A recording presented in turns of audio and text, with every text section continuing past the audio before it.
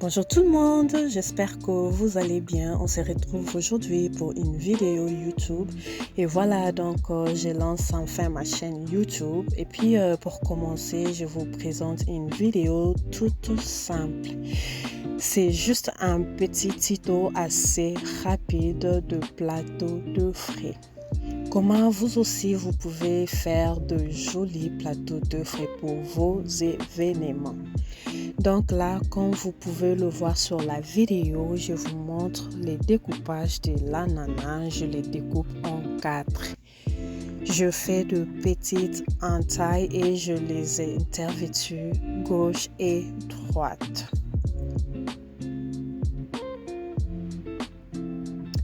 Et ça fait un joli range. Là, c'est la mangue. Je les découpe, donc je fais de petits quadrillages. Et voilà, je continue le découpage de la mangue et je fais des petits quadrillages. Et pour les kiwis, vous pouvez lui donner une petite forme de fleur assez sympa.